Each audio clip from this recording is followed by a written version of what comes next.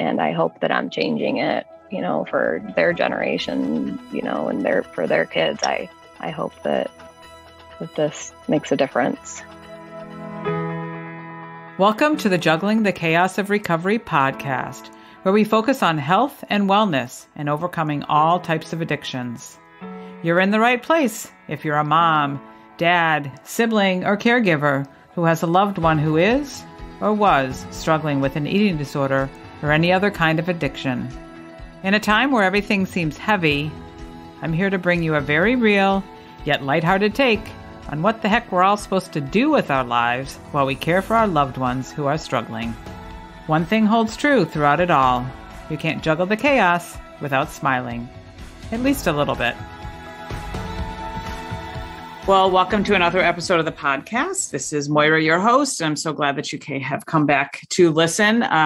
It's always an exciting day when I can bring a guest on here, which we've had so many over the last couple of years. And, my daughter shared with me somebody that she met in treatment and that she now has been following in her journey of helping people outside of treatment and her recovery journey. So I got in contact with Nicole, who is on our podcast today, Nicole McLoed.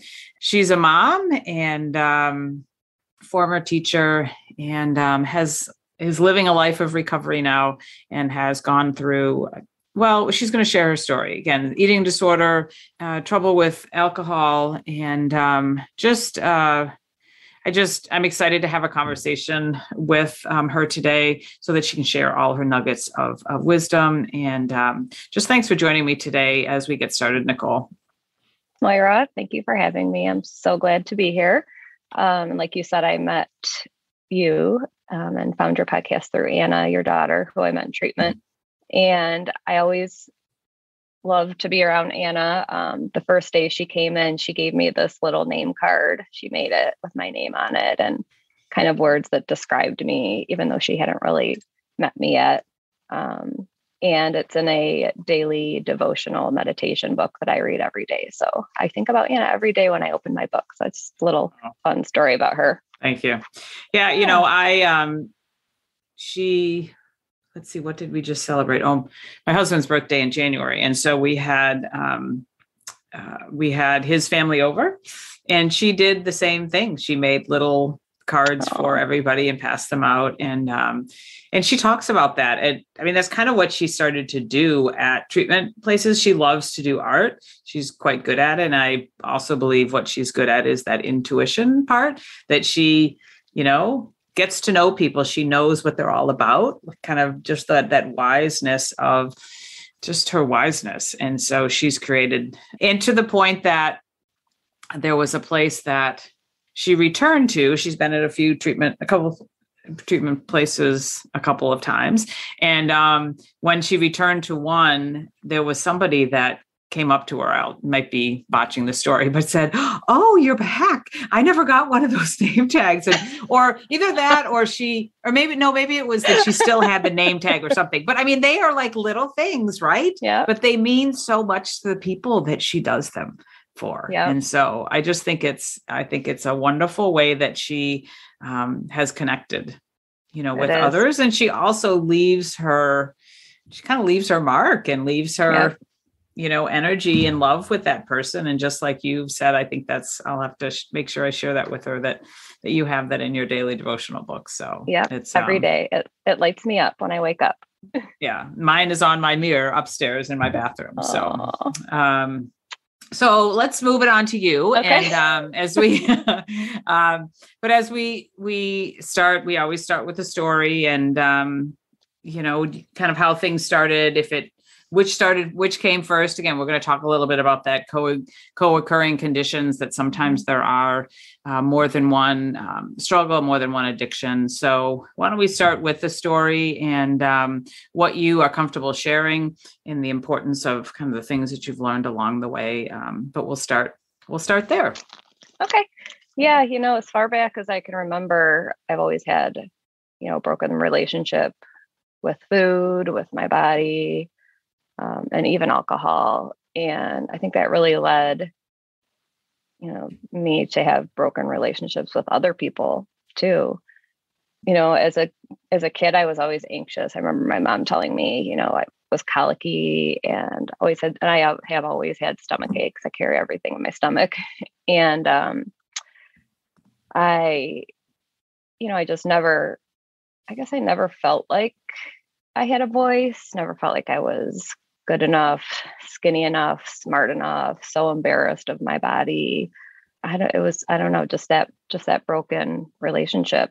And I don't fully remember, I'm working on this in therapy, if my first drink was first or the eating disorder was first. It was all, somewhere in 7th, 8th, or 9th grade when it began. I grew up in a small town and we would drink on the weekends. And, once I discovered that feeling that I would get from alcohol, I loved it. It made those feelings that I had about myself disappear. It made me confident. It was definitely a confidence booster. And, in reality, it was just a coping mechanism, because when you're under the influence of drugs or alcohol, it's fake. It's not you. It's the disease taking over. So, yeah, I definitely used it as a coping mechanism. And then the bulimia started. I abused laxatives. At some point, my parents found out, and I did get help. I remember going to a couple support groups, and then I went away. Not away. It was more like an intensive outpatient treatment program, I think when I was 16. So I did that for about 6 weeks in the summer, found a therapist who really helped, and started taking an antidepressant. And that really helped with the bulimic behaviors. But then I don't know why I stopped. Maybe I got better, so I stopped taking it. I thought I was better. I stopped therapy and went off to college, and I drank. I drank before I was 21. I can't tell you the number of times that I got sick or that I woke up not knowing, where the night went, where I blacked out. I'm really lucky to be alive, to be quite honest, because I can remember, not remembering bits and pieces of the night, or not remembering it all. It's a very scary feeling, yet I continued to do it. And that's the power that alcohol has. But I was able to successfully graduate college, and I got a teaching job right out of college shortly after I met my husband. And, I felt like I was in a good place. The eating disorder, I always had the eating disorder voice. My sponsor and I, to this day, we call it that voice. How's the voice today? Is it loud? Is it quiet? Mm-hmm. That eating disorder voice was always there.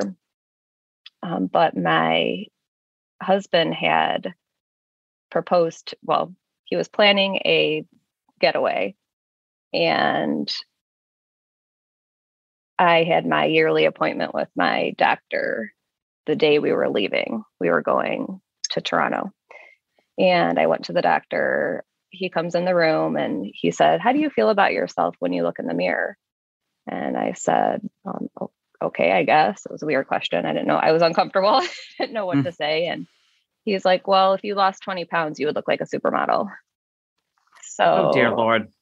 Yeah. So I go home, and my husband's there. We're ready to go on this trip, and I'm crying and upset. And he gets on his knee and he said, "I don't care what you look like. I don't care how much you weigh." He said something to that effect.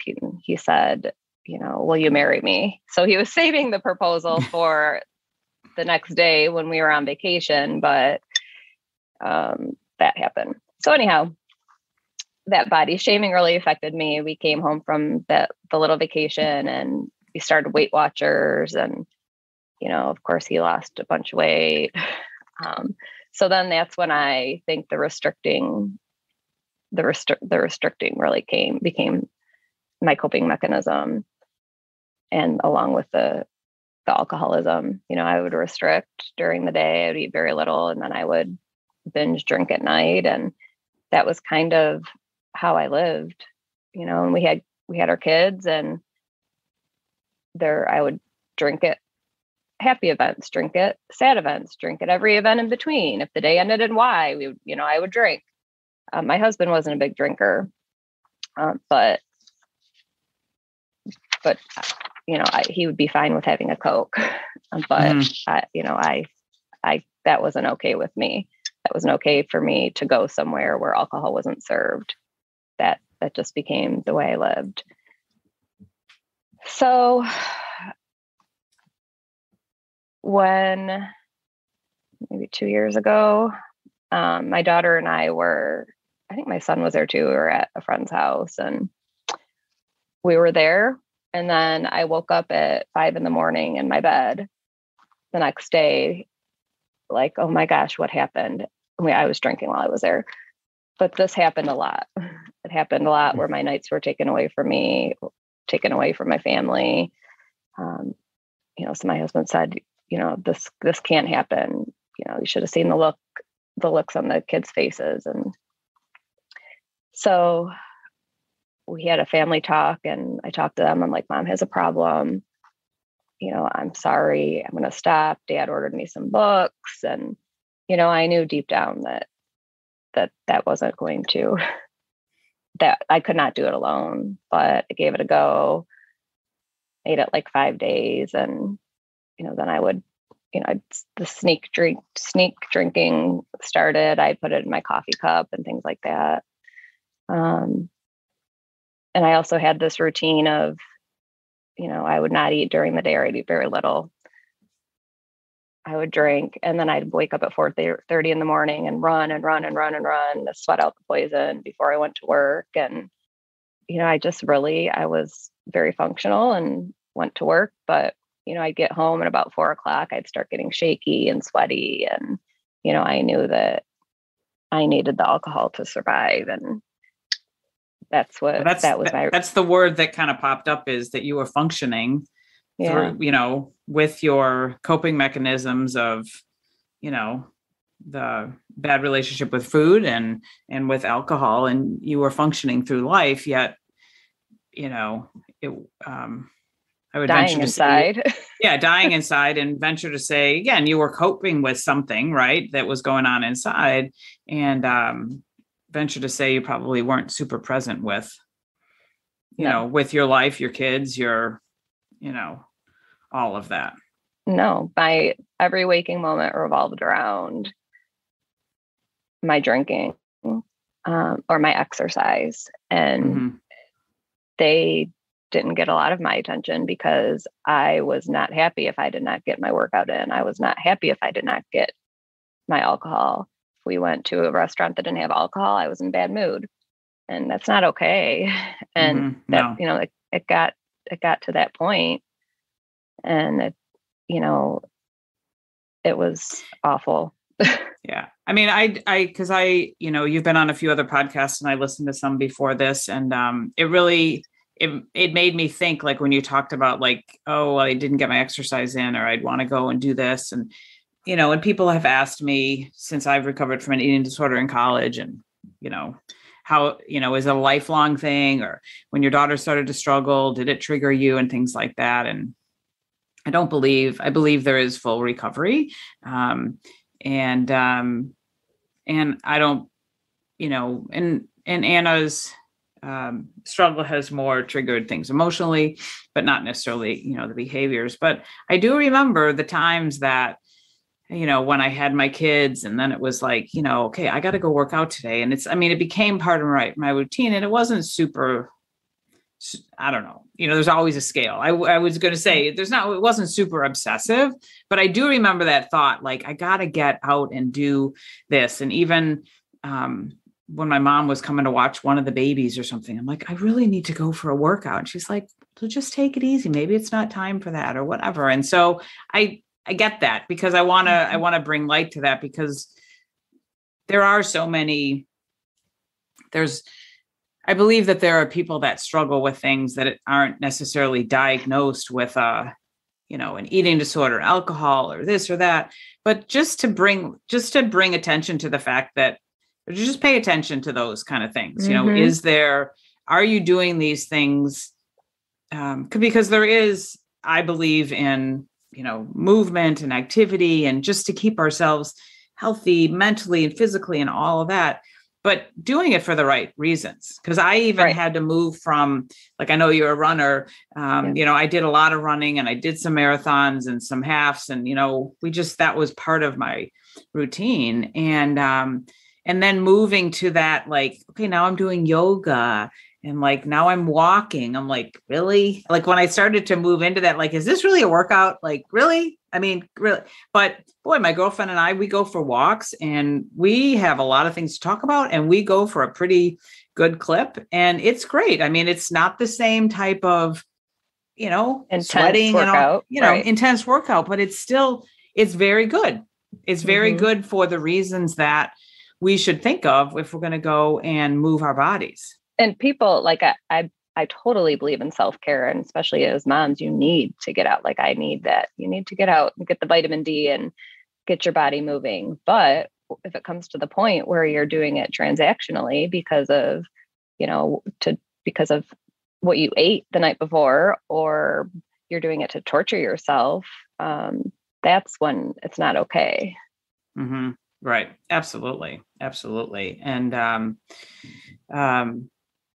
yeah, I mean, I wonder how it was with, like, how was it with your kids? Because obviously you met my daughter when you were away from home.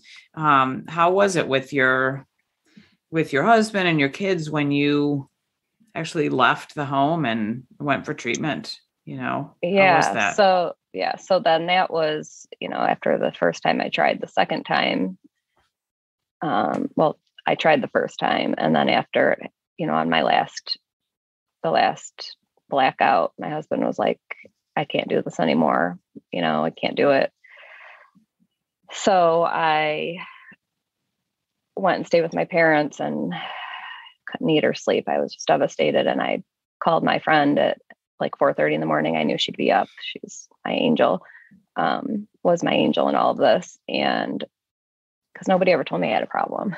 Nobody ever said, you have a problem. She said, you have a problem. You check yourself into a treatment center right now. So I called my husband and told him, and he was supportive. And we sat down and told the kids, and, my son cried. It was really hard. And, but I think my husband and my daughter were angry because of the weeks leading up to it. It was just out of control. And, I think that they had a lot of resentment. So that was hard. But then I remember being in the alcohol rehab, and they told me that I need to go somewhere where they treat co-occurring illnesses because they couldn't treat the eating disorder. And we had to do all the family therapy and things like that over Zoom because of COVID. So I can just remember seeing the looks on their faces. And when I am feeling like I want to have a drink, I put that vision in my head and I'm like, I do not want, I don't want to make them feel like that ever again. So yeah, being gone for 6 weeks was really, really hard. And knowing that they were mad at me too, that was really hard. Knowing that I'm away and I can't make it better and they don't believe me, they don't trust me, which I don't blame them. It was, it was horrible for me. And I'm sure it was just as horrible for them being away. But, my therapist at the treatment center, she said, in the grand scheme of things, this teeny tiny chunk, this teeny 6 weeks of your life, this is it'll feel small once you make it through. And once, the recovery sticks.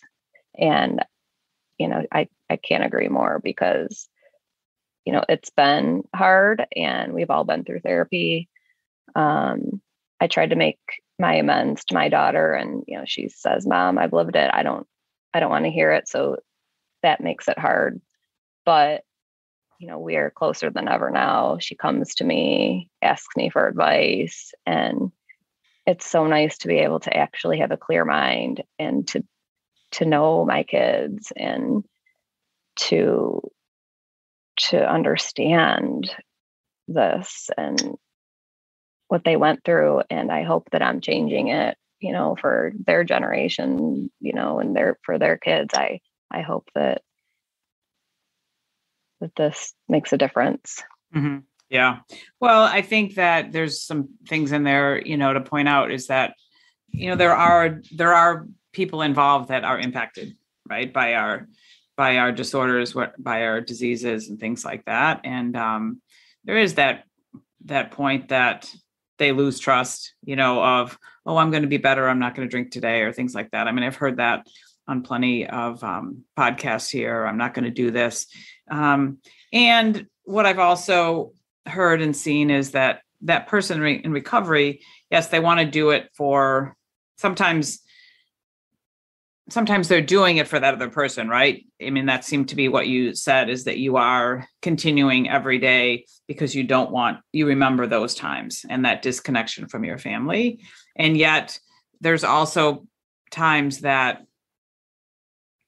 doesn't matter what you do, they're not necessarily, it's that codependency, which we mentioned a little bit before we turn the mic on, is that, it doesn't always, it's almost like, well, wait a minute, isn't what I'm doing good enough to, improve that relationship or get them? And sometimes it isn't, at least for a while, or things like that. But the fact that you're standing true to say and strong, this is what I'm going to do. And, I look forward to that day and maybe it will repair, maybe it won't, right? I've heard that before, but just, continuing on with that and staying strong, because that it's the right thing to do. Yep. You talked about on some of the other podcasts is about, and just around food, and even in the beginning, like that kind of broken, I found that interesting, is that you had a broken relationship with food, and that you also had broken relationships with family members, friends, and things like that. I've never had anybody state it like that, but I think it's kind of interesting. Again, it's kind of, I encourage people to just take a pause and think about that. Like, wow, you have this broken, you're not comfortable with your relationship with food. How does that, well, actually one of the weekend things and courses and things that I took, it just reminded me of a gal that she would say, we talk about one thing and she's like, okay, how does that show up in the rest of your life? Right. Because, it's something shows up here, but it's like, yeah, but how is that showing up in the rest of your life? And it sounds like that's what you were starting to see, was that correlation, right? Yeah. And, it's not about the food or the alcohol, or, if you're addicted to drugs or sex or gambling or shopping, those are just symptoms. Those are what we use to cope. Mm-hmm. It's it's our thinking. Right. Yeah. And so you talked again about intuitive eating. You talked about food rules. I'd love to just talk a little bit about that, because again, I completely get that. It took me, I wouldn't call them food rules, but I think as I listened to you talking about that, and, my daughter listening to the podcast too, it's like, yep, there definitely are food rules. And I love, there's a podcast that I did many years, or, not many years, but several episodes before, about a gal who's an intuitive eating coach. And I find it very fascinating, and it sounded like that's something that helped you get through those food rules and put those food rules away. Yeah. So the intuitive eating was huge in my recovery. My sister introduced me to the No Food Rules Instagram page. Colleen Christensen is the girl who created it.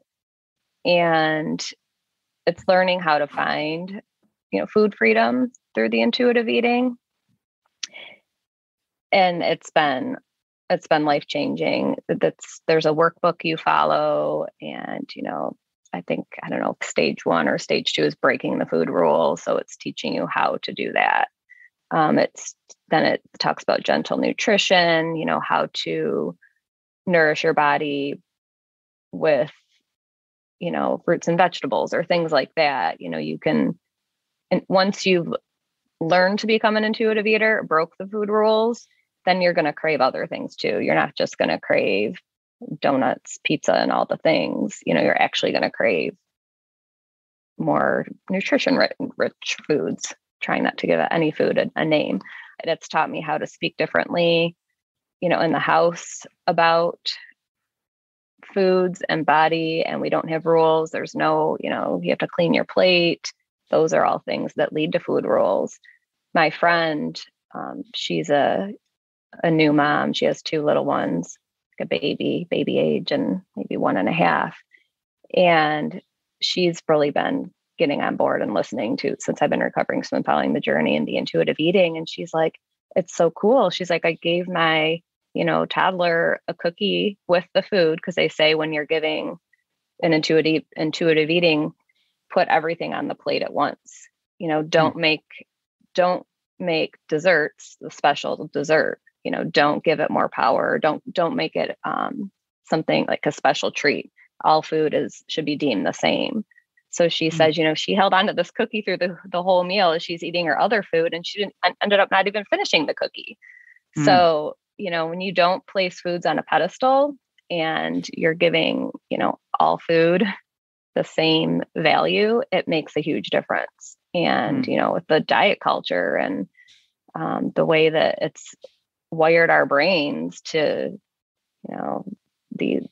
all the different fads, bread's bad, but let's eat all kinds of high fat food. Eventually that'll work for a short period of time, but eventually it's not going to work for your body. So yeah, the intuitive eating it's huge. And I strongly encourage it for anyone in recovery. Well, and I love to, again, when I learned about it, and also when I participated in a silent retreat for a Saturday, I remember when we went to go eat, it was all on Zoom, of course, right? We've lived our life on Zoom in the last couple of years. But it was beautiful. It was a great silent retreat. And, but she said, just slow down and just pay attention to look at the colors of your food, and look at, how it smells, and how is it warm? Is it cold? How does it make your body feel? And just that part of intuitive eating, I think, is really cool, because I know that we're, I'm speaking for myself, we're busy and sometimes we're super hungry, and it's like, we just sit down and we eat. We don't pay attention to that. And it really gives, and, I know in recovery with my daughter and watching her and hearing her talk about, sometimes eating is just like, oh, I gotta, it's like, I gotta do this. And you just have to kind of do it just get through it. But when you can get to that point that you really enjoy your food, not just for, partly, yes, because it's nourishing your body, like you said, but that it's lovely. It looks good. It was really, and just slowing down enough to take the bite and wow, this really tastes good. And I really enjoy this, and those flavors and things like that. It makes that eating enjoyable. And I love the fact that you said you don't have to put things on a pedestal, because oftentimes that's what it is, right? It's like, okay, we're going to have this. And then if you're good, right? I'm a mom of 4 kids. If you're good, then you can have your dessert, or if you're good, you can have the, pop or whatever. And there's so much of that ingrained in us. Yeah. And once you take that power away, it's a lot different. Mm-hmm. Yeah. Yeah. But yeah, you're right. Being mindful of your eating, actually, what does this taste like? Do I like the texture? Being really mindful, and then paying attention to your hunger and fullness cues. That's also important. Mm-hmm. Mm-hmm. Yeah. Did you find that as you were going through recovery and weight restoration, you haven't really talked about that, but and I just asked this for a couple of different reasons, did you find that it was kind of like you ate when you weren't hungry because you had to, or then your hunger cues came back? It seems like that really gets quite altered through when disorder so active. And then as recovery too, that it's almost like I've heard my daughter say and others say that they don't know if they can trust the hunger cues. Yeah, that was very hard, getting the hunger cues back, because I didn't have them. And the pain of reintroducing foods that I haven't had in years and just giving your body more than you're used to giving it, it was enough to make me want to quit. It's hard, but it's worth it. But yeah, the pain and the discomfort, and a lot of people think that, oh, this hurts my stomach, it's a food allergy. Well, no, you really got to look and think back, like, well, how often do you have this food? How often when was the last time you had this food? If your body hasn't had something in a while, let's say dairy, and then you introduce it, your body needs to adjust. So yeah. Did that answer your question? Yeah, it did. A bit. Yeah, that's good. And I haven't heard that.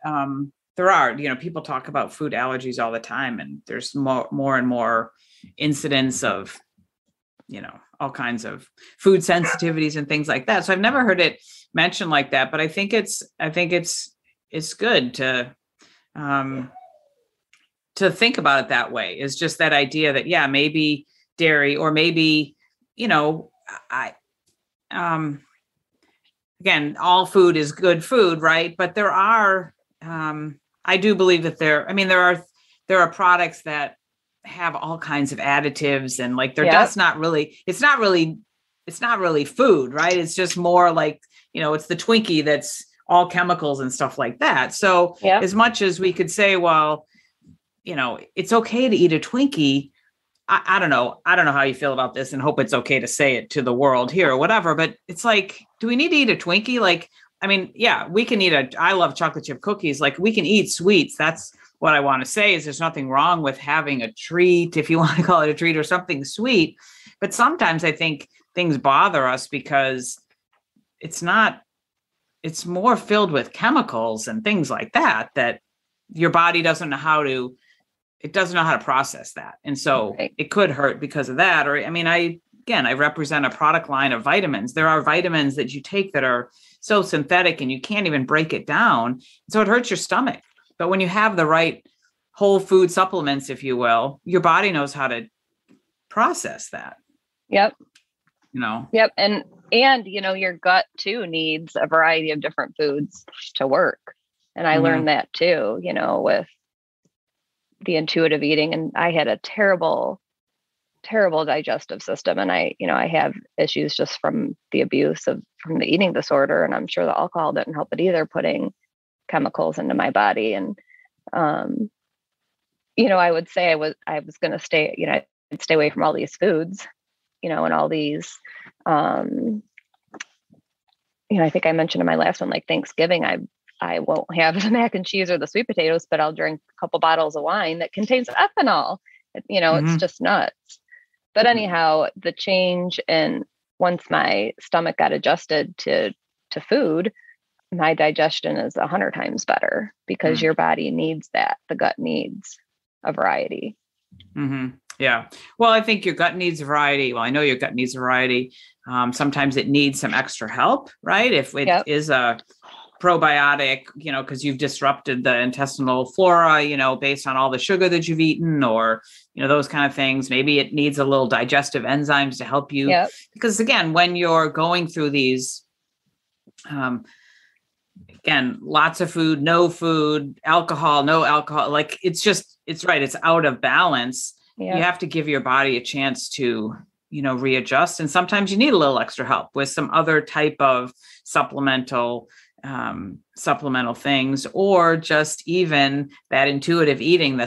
How about you slow down a little bit?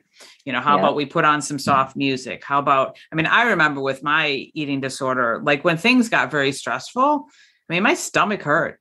And that's where when you said like your stomach, like that's where I carried a lot of my stress. And so my stomach hurt, and I'm like, I'm not hungry. It's like hurts. I'm not going to eat, so it's like being mindful of all of that kind of stuff in our life, and slowing down enough to notice that. And then once you notice that, it's like, oh, okay, well, maybe that's like, why am I feeling this way? Well, maybe it's because my mom said something to me and she upset me, and, all of those kind of things.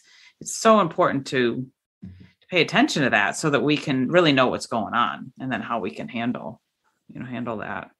Exactly. Yeah. Yeah. What do you feel like is, the things that are helping you today stay, in your recovery and moving forward and not falling back into those. I mean, we talked about intuitive eating and things like that, but what are some other things that are helping you? You talked about books, support groups. Yep. Books, 12-step program for my eating disorder and the alcoholism. They're huge. The people I've met, my sponsor, even, me sponsoring other people, that helps me, that helps me grow, helping other people. I started an Instagram page where I'm recovering out loud. And, my hope is if I can just help one person, then I'm doing my job. I've had people reach out privately on my Instagram page thanking me and or saying, I know, I don't know if I follow you, but every day you help me and I'm learning so much about this, or someone that has a family member, that's struggling. And so that makes me feel good to know that, and I'm able to volunteer at my daughter's school. I volunteer for one of the 12-step programs, working the hotline, things like that. So right now I'm just kind of really taking it one day at a time. I don't know what the future holds, but I really just want to be there for other people because, I think it's Brene Brown that says, through connection, we heal, and you can't do this alone. You can't. I've seen people try to do it alone, and you really can't. My husband and kids are really supportive, following the society, being in the society on Facebook and Instagram. That group is huge. My therapist is an angel. Back in last December, I was really struggling. I was doing good with my sobriety, really struggling with my eating disorder.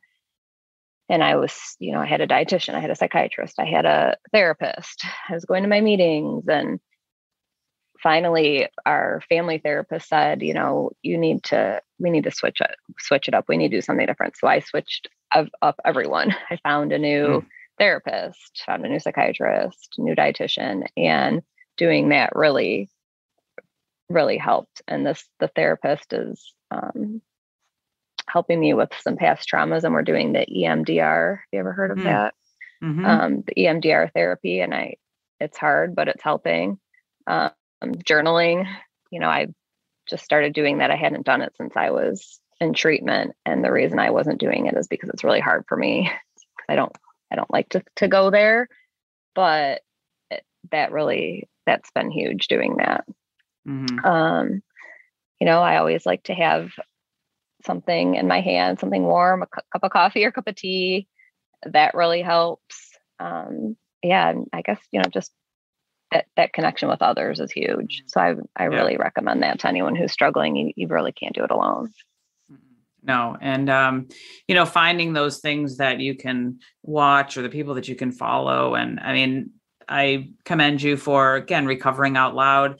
It has a nice ring to it with your last name. So, but that's what,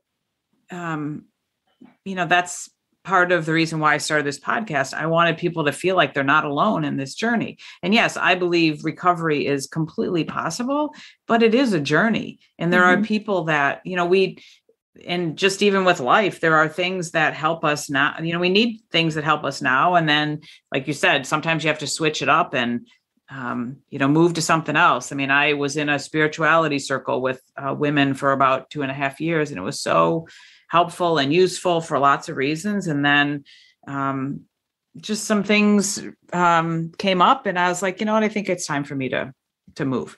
And so I left, and by the grace of God, I met somebody else who's now, part of kind of my spiritual team, and I do Reiki with her, but she has circles too. So all of a sudden I'm in that circle, and I'm like I said a couple of months ago, like, wow, this is really filling that part that I loved doing this, but now I'm, and it's even better. And even just this idea that I know you don't, know this about me, but I started Ballroom Dancing about 1.5 years ago.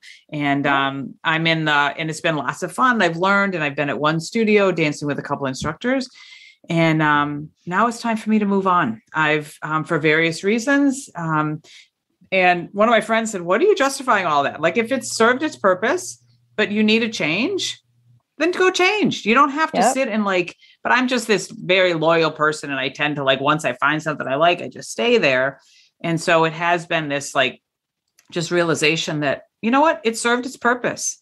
And now by the grace of God, I found this other place and some other friends that dance someplace else. And I've gone there and I was like, wow, this like it feels really good. So I'm going to change. And that's, that's okay. And just finding those things and those people that you can watch. And like I say in my wellness business, as well as on this podcast, like, I'm an expert, at least here, I'm an expert by experience, right? Because I've had that experience and I've had with a recovered anorexic, as well as a mother with a child.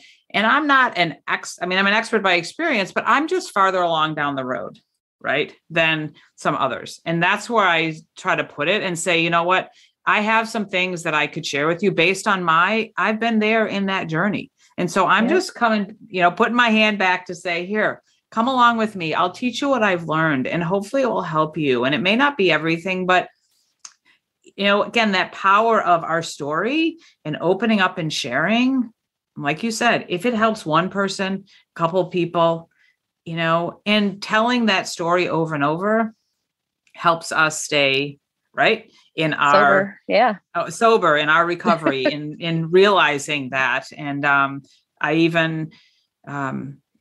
think it's, I want people to hear that because so many people have said, why do you talk about it? Why? I'm like, because you know what? Because we need to. More people need to talk about it and not be ashamed of their journey and what they've gone through. Because there's so many other people that are sitting right in that space that need to hear that it's okay to struggle and to ask for help and those kind of things. Yeah, I could not sit with my feelings before recovery. I could not sit with them. But you need to be able to sit with them and you need to be able to open up because secrets keep us sick. We need to get it out. Yep. Yeah. We could talk a whole lot about that. Secrets keep us sick, Yep. In just so many ways. But it's very true. Very true. And again, the fact that you and I are talking today is because you had an impact on my daughter. And so take that for that you're doing great work, because she came to me and said, I don't know. Cause I remember when I first started the podcast and she's like, I don't know what she did say. She goes, I don't know really what you're doing with it. And I was like, well, I don't really know either, but I'm just starting it. And I feel it was an idea given to me by God and, the God that I believe in. And I believe that you get these ideas and, if they're kind of fleeting things and they leave, that's one thing, but it just kept coming back. And I was like, and I always like the new stuff. So I'm like, oh, podcasting, that's pretty cool. So let's see if I can try that. And again, it's been cool. And the fact that I was able to bring her on the podcast, last week and have her tell part of her story. She's had so many people reach out to her and saying, wow, Anna, you really helped me. You really helped me with that. And, she's not, she's progressing along her journey, but she's not, over here, but she's also not over here. Mm-hmm. And so I don't think it really matters where we are on our journey. We can help people. Yep. Any place we're at. Yep. I agree. Yeah. So the people that need to hear it, right, are gonna hear that message. Yeah. Yeah. So tell people where, as we wrap things up here, tell people where they can find you, just to, again, follow you or to, be connected with you. Yep. You can follow me at Redefiningmyok, Redifining my OK. That's on Instagram. And you can reach out to me, on there through direct message. I'd love to hear from you. Mm-hmm. Yeah. And I'm so glad that I met Anna on my journey. And thank you so much for having me. This has been great. I could talk to you forever. Yeah. Right.